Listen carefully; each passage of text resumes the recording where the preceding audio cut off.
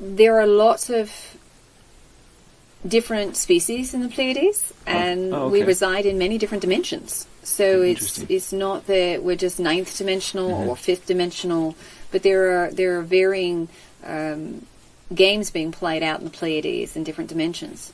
So right now, fifth dimensional Pleiadians, ninth dimensional Pleiadians, and occasionally the eighth. It's a bit rare for the eighth to show up.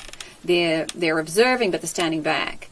The fifth and ninth are the two dimensions in which you experience beings from the Pleiades, and it's a very varied system. So you have humanoids, you've got reptilians, you've got a lot of what you would consider today to be hybrids. There's kind of been a blending that's gone on over the many eons, and when we talk about that, we're talking about the physicals now. Sure. We're not talking about the light beings. So this would be a lower density or a lower dimensional version of the Pleiadians?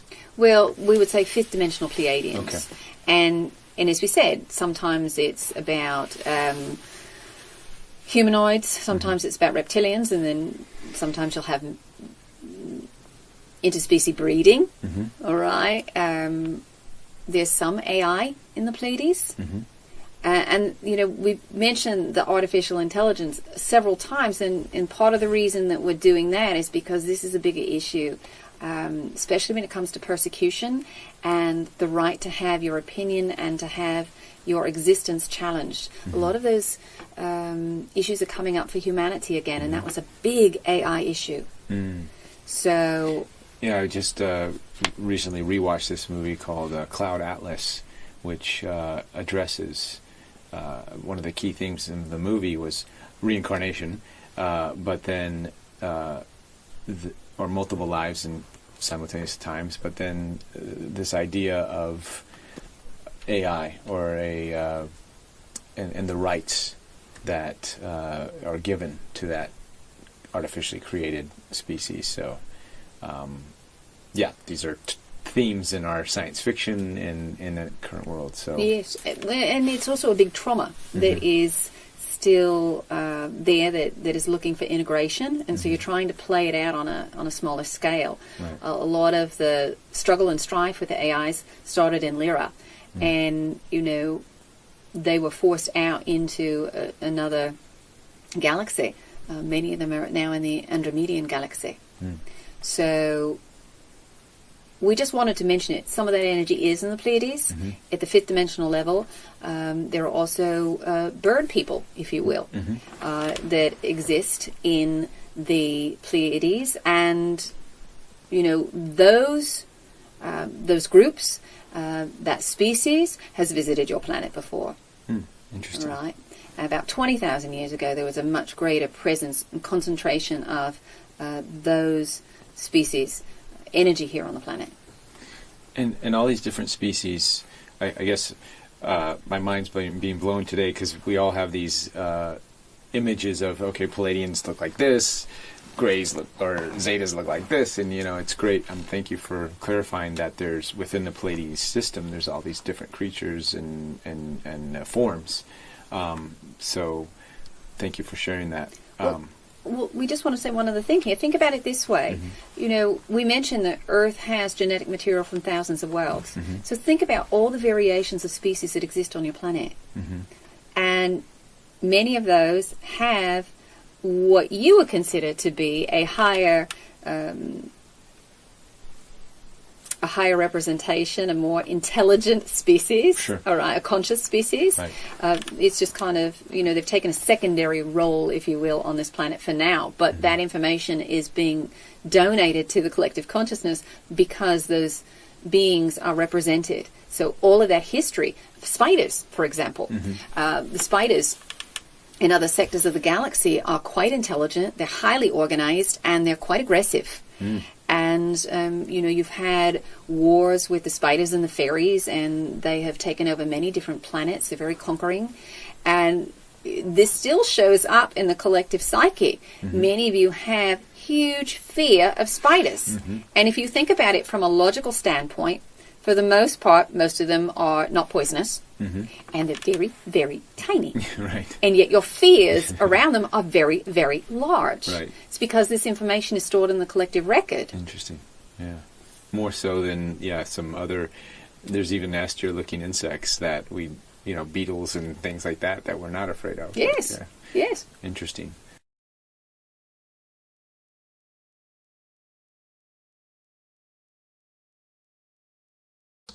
How many of you have heard of the astral spiders? Astral spiders. Well, I've had them several times come in my home, and they get on the back of your neck or something, and they be doing something back. You can't move.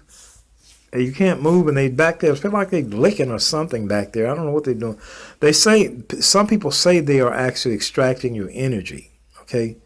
But yeah, I had some astral spiders. At the time, I didn't know what they were. I happened to look on YouTube and find out there were other people experiencing the same thing. And they're called astral spiders. Okay, but at the time, I didn't know what to do about it. And God told me, he said, fast before you go to bed. Go to bed hungry. Do not eat before you go to bed. And so I did. Each time, like one time I did, and sure enough, this little thing came in there, looked like a spider, about big as a cat, I guess, but he looked like a spider.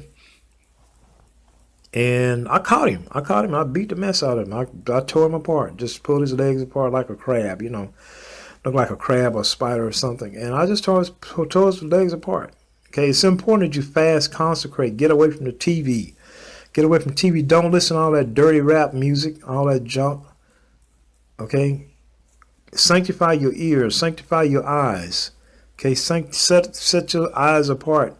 Set your ears apart for holiness, for things that are right. Okay? And I'm still working on that too because, all during the day, I hear a lot of cursing, profanity, all during the day. So I'm trying to eliminate a lot of that. And it helps. It helps, I'm telling you. And at one time, I used to have these astral spiders coming in, and they would get on the back of my neck. I really hated that, too. They felt really bad. God told me again to fast that night, and before I go to bed hungry. And I did. And so that time, I don't think they came in that time after me. But that time, I went to their place. And there's some strange looking people. Okay, I mean, they were just some strange looking people. And I went to their place and I got me a club or something. I beat them down. It was like they were in two females. They were two females.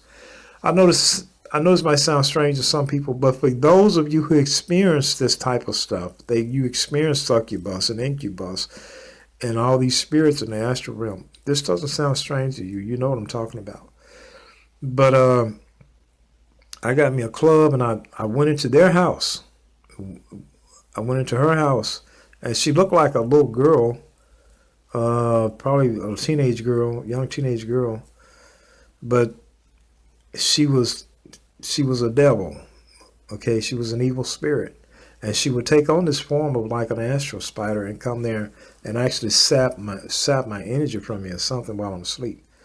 But I beat the crap out of her. I beat her down. I destroyed her. I destroyed her with that club or whatever I had in my hand. And then it was two of them. I went to the other home and did the same thing there.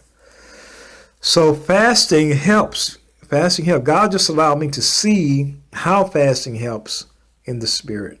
He just allowed me to see what was going on. But if you don't see it, that's okay. You don't have to see it. Just trust God. Fast, consecrate yourself, speak the word of God on these entities, on these spirits, and command them. Speak death on them. Command death on them. You are their judge. You are their judge.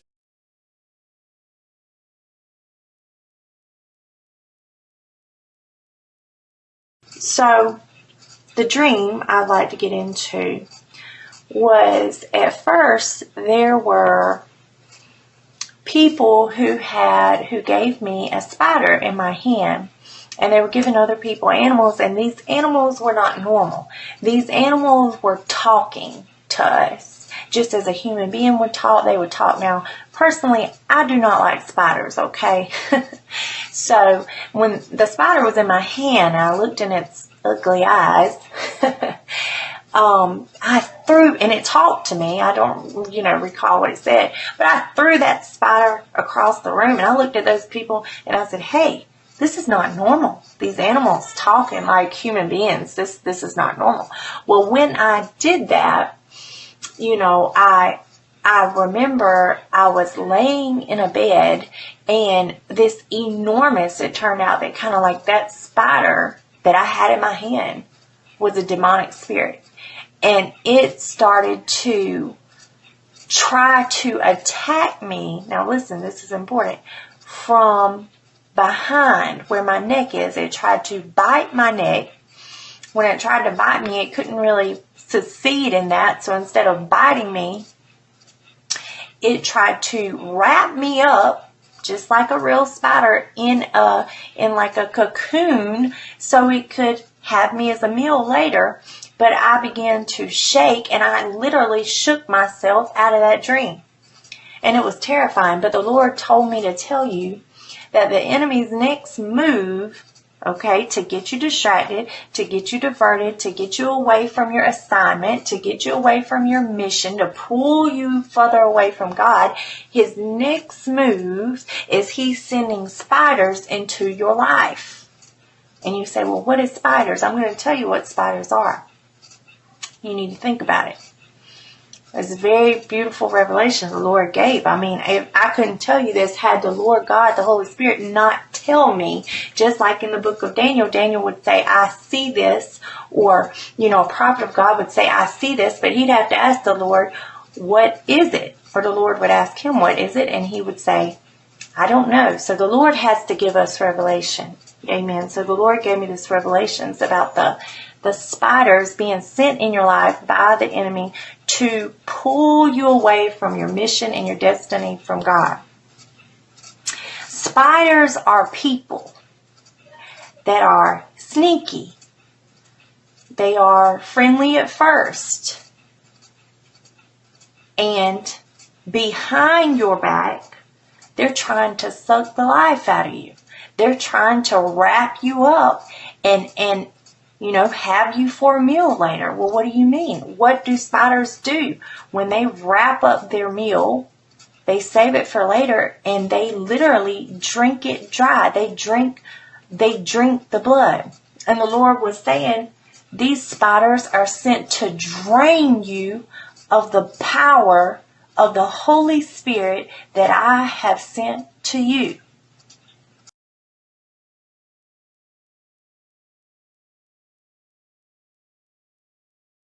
So I woke up and I see a spider the size of a fist, and it was like a ball, completely like a ball, jumping with a string attached to it, like that material that it makes web from. And it kind of jumped through the window and then jumped and then attached itself to the floor, and it tried to kind of go into the ceiling, not floor, into the ceiling. Sorry. So it basically tried to crawl into the, how to say, it was hanging by that thread, and it tried to go into the ceiling, but I was watching it and it had difficulties like trying to escape because I noticed it, and then it escaped. And I was like, okay, that's weird. And my second thought after this was that I should research to see if other people had this experience. And to my surprise, many people did have this experience. So I found out what it means. Very, very interesting, especially considering what is going on in my life now. So astral spiders can come for a few reasons. One reason is that you're about to sin or do something bad, and then they are already ready to attach themselves to you. So they are kind of waiting for you to sin. So you're close to doing something bad and they're just waiting to attach themselves. And if they attach, it's difficult to get rid of them. So that's a good thing that you see them, because it's the warning from the universe that what you want to do is not good.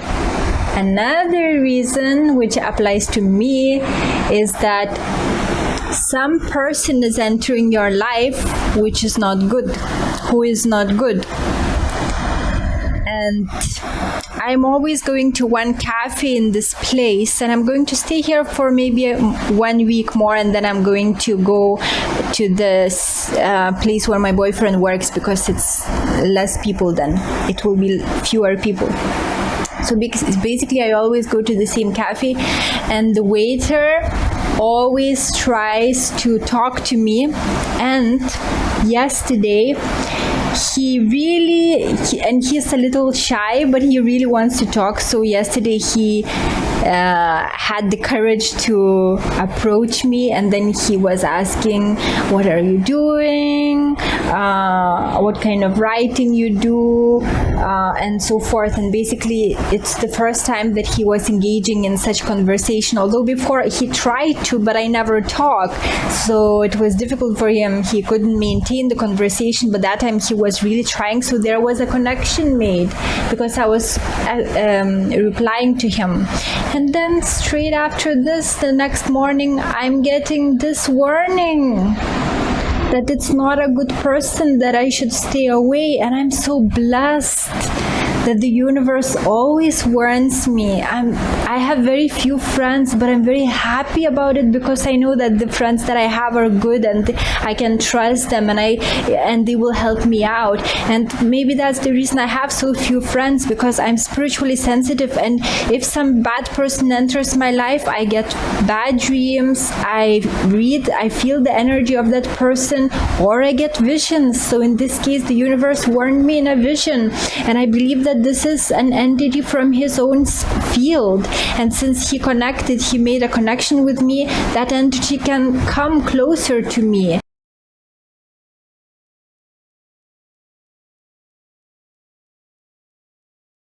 Astral parasites and their effects. An astral parasite is defined as an organism that lives on or in an organism of another species, referred to as the host, obtaining from its body nutriment/energy. It could even be defined as an individual or entity who receives support, advantage from another or others without giving anything useful reciprocally.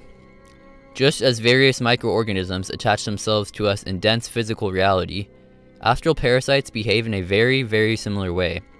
The sole difference is that astral parasites can't be seen. These parasites can only be seen and recognized via endocrine gland activation. In other words, after cleaning, activating, and opening the third eye, also referred to as sixth chakra/energy center. Parasites are everywhere in our physical life, and also the truth is that the identical is on subtler planes of existence. In fact, we face astral parasitic influences every day, and it's vitally important to be told the way to recognize their appearance. Parasites can cover an awfully broad range of shapes, expressions, and forms. A number of them are seen as shadows, plasma, insects, various animals, reptilians, and demons, while others appear alien-like or perhaps in a picture of known religious and spiritual characters. Since they don't have a body, they will shapeshift in such the simplest way, often taking a shape of somebody we love and trust. Here, it's crucial to be told the way to identify them. Who are the foremost susceptible to astral parasites? Individuals who are in an exceedingly constant state of negative thought forms, negative emotions, and behavior patterns are the foremost vulnerable to astral parasites. The explanation for this is often once we are in any of the aforementioned states, our vibrational frequency falls down and our aura becomes weak, and in some way we become an accessible source of life energy to astral parasites.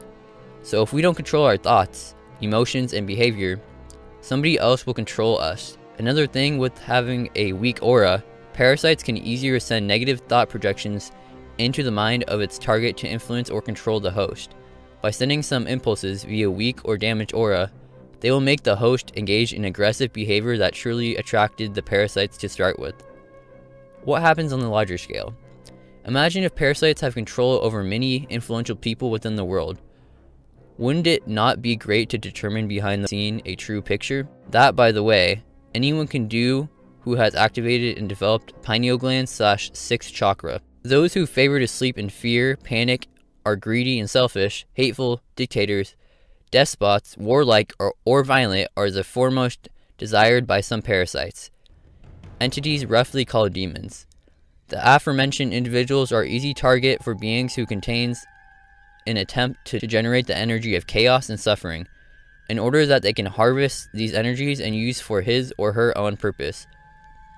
However, those who got shining, radiant light from within in greater auras are like light bulbs or beams of sunshine attracting moths, but during this case, attracting astral parasites. Individuals with high frequency energy are observed from a distance by them.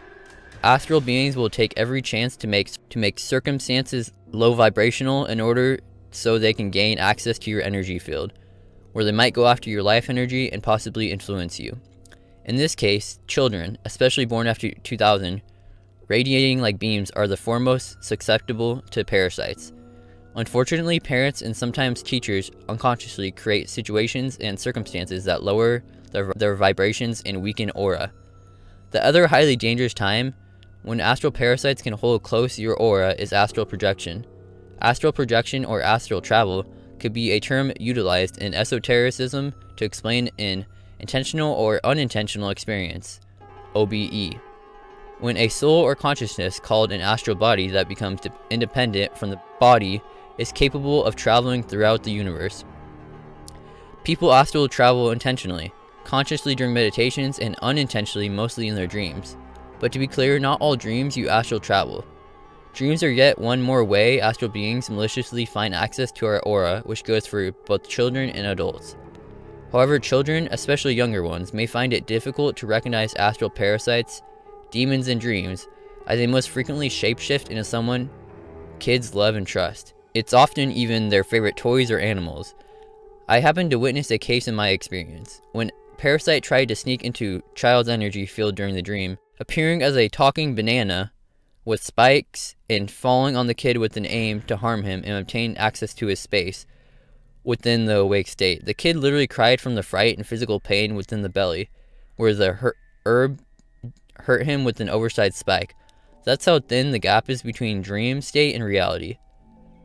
Astral parasites can clutch your aura as you shift from astral to physical plane. Some bites, scratches, or red skin may be noticed after your shift, which hints at astral parasites. Crystals like black tourmaline and onyx are powerful repellents. Signs that you just may have astral parasites.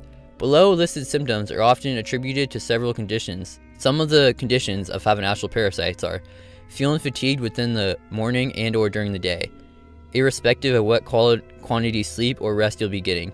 Chronic headache or backaches that haven't any apparent or known reason to occur to start with. Sudden and infrequently continuing pain within the shoulders, more often in one and all of them. Back, hip, knees, joints, next to foot, elbow, that occurred with none known reason. You stand up within the morning with a dizzy head, turning around room, barely having the ability to face on your own legs. You vomit and feel exhausted all day, or two with known or unexplainable cause.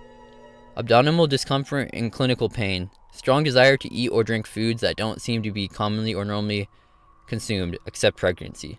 Extreme and instantaneous mood swings. Constantly cranky and or paranoid for no apparent reason. Perpetual failure at work and or relationships. Sudden reoccurring nightmares. Anxiety and panic attacks. Strong interest in being entertained in violence or participating in violent acts.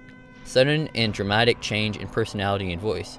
Hearing voices in your head. Commands and directions to perform a harmful act to yourself or others. Sudden and acute hypersexuality. Addiction to drugs, alcohol. Constant thoughts of suicide.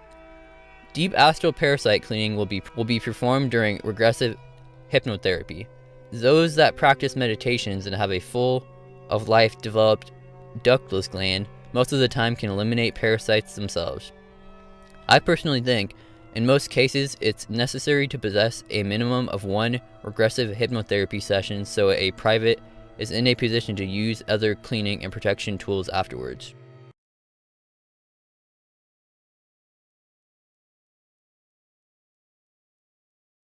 You see, one of the things which that I was monitoring was why was there such a tendency for people to get extremely angry. Yeah.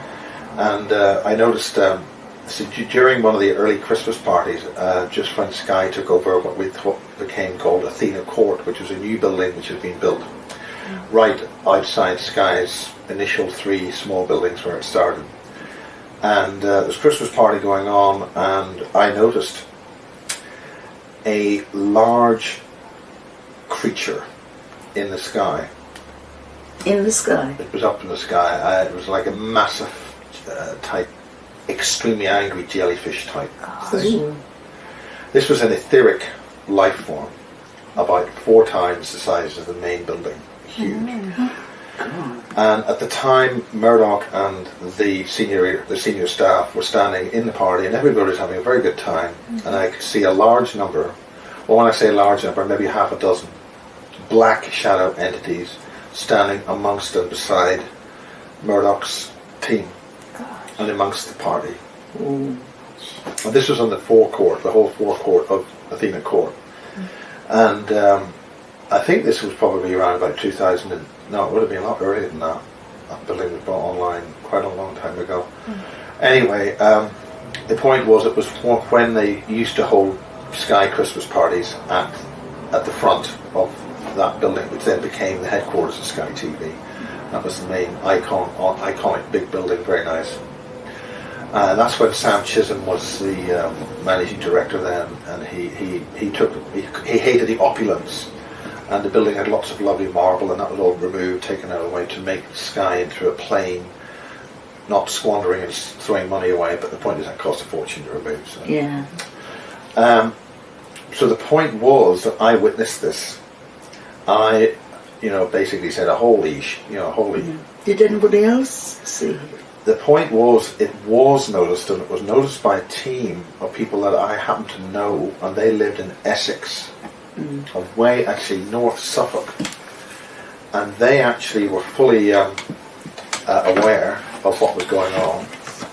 Oh, Cheery, could you just walk across this side? Yeah, but it wasn't. Can see. I'm sorry. Okay, can Cheery. You repeat that? Okay, sorry. Yeah, Cheery. Right. Yeah, Okay. Okay, that's fine. Continue. Could you repeat? So the point was that the event that I noticed with the black shadow entities beside Murdoch's team and this huge multi-tendrilled monstrous creature being, a giant octopus type thing. Okay. That was actually noticed by a team of people in Suffolk, North Suffolk. Yeah. And I happened to notice From North Suffolk. they were in North Suffolk at the time, and they noticed that a major event had happened. They actually monitored these types of creatures and life forces and beings and events, and they noticed this event had happened at Australia, independently. So for some time I'd been noticing this type of stuff, and then I noticed that every time you came into work for Sky, just as you came in to the main area where Sky was at the time, you got really angry. Oh. You just started. You got consumed with this hate and rage. Oh my God. And people would come in, and they bring that energy into the studios, into the building. So for a very long time, I noticed that somebody was using Sky as a black energy propagator. Oh. And subsequently, many years later, when we started the Energy 106, the pirate station on the border, which was basically a restart of Kiss FM, and my friend was abducted 4 times, and that's when I also noticed these black energy life forms inside the actual transmitter itself. And if I just get this little prop,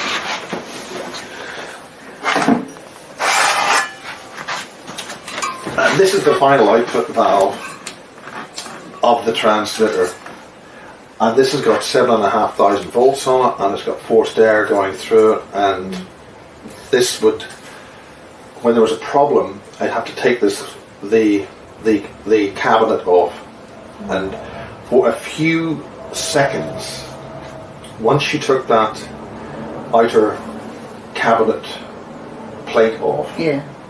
You mean this? No, the actual outside. Okay. A large metal Case.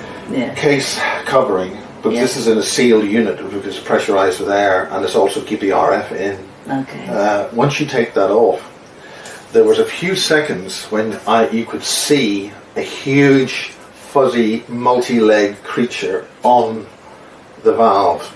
Oh, God. Okay? Now the point about this is the final output state. This is the final interface between RF and the antennas. Okay, basically. So this thing would then move out of the way and just crawl away and disappear.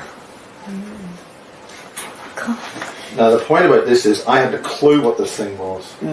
And it was many years later that we also noticed there was a number of dimensional effects where you had temporal and dimensional anomalies where you had the cubic nature of the container would change. So dimensional space was becoming fluidic, what I call fluidic space. Yeah. And I noticed this was going on at Sky as well. And I started to douse the areas, and then the whole Sky newsroom had these long lines of this energy in them. And it happened to coincide with where all the people were sitting. And we also had a situation where there were certain times of days when the computers would go wrong, and also the certain computers and certain graphic devices and things would fail. And it kept on failing at exactly the same time. So somebody was doing something. Yeah. So then I was eventually, cutting a long story short, I was appointed to go and sort out the problem with Sky News in Dublin, which was a new operation which was built at the time. Which had the same problem. Well, it was having a lot of trouble with their servers, and their stuff would fail. So the project was in jeopardy, so I got a guy who could analyse the actual electricity supply, because this is something we noticed at Sky, where the electricity supply had a lot of corruptions, and the earthing was wrong, and there was lots of problems that way. So cutting a long story short, I could see that the pulses on the electricity supply approximated the same kind of pulses that you'd expect if you were monitoring neural activity, brain activity. Wow. So the comparison between the type of spikes on the electricity at Sky News Dublin and the kind of spikes that you would get on if you looked at when neurons fire and activate was similar. Okay. As with an EEG.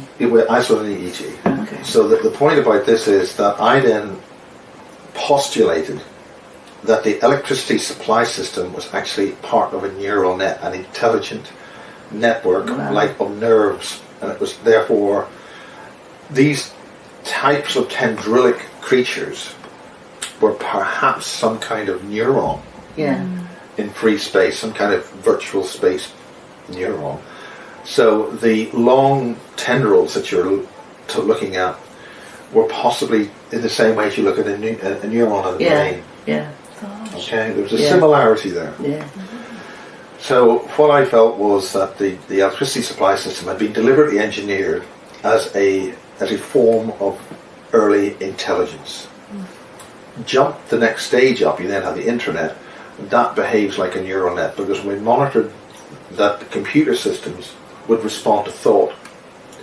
And I used to test this by playing on an ordinary 486 or even at the older ones 386s video games. Yeah. The video game performance would alter dependent on the type of thought that you're dealing with. Wow. I've always thought computers so these are really old systems. responded to thought. So the point was that the computers are alive and they're actually operating in a different domain, and they use the video games as a mechanism for accessing your consciousness, and then they play with your game and they let you win. Like the These Matrix. are pretty simple video games. Now the point is that these mobile phones and things that we've got now, they're beginning to be telepathic. So for instance, on the predictive text, it will then come up with the next word that fits. Yeah. And that means that the phones are actually cognicizing your cognizance and understanding your thoughts. So the point about this is, never understood that. the thing about this is that Princeton University's done things like this where you can actually telepath to the computer and it will write. You actually think to it and it will write script on you can actually think to it and create pages of text. And they've got a particular type of lamp where if you telepath to the lamp, your consciousness will control the brightness and colour of the lamp. And that's one of the simple experiments they've got. Okay, that works. And it works. So the point is that essentially I then realised that whatever was going on at Sky was involving an intelligence which did not want to be seen. Then I noticed a large number of my friends and colleagues would start having problems with guidance and their ability to actually stay upright, and it was a problem with the left shoulder. Good God. And I called that the sting of the black octopus. Because when you went into work, I could actually see what looked like a massive sea anemone type creature sitting right opposite the front of Sky with its tendrils going right through corridors. You could actually feel it as you walked across the site. You felt it was like walking through thick, heavy water. Wow. You know when you're walking in the sea and you want to walk? Yeah. It's like a little bit like something was dragging. Yeah.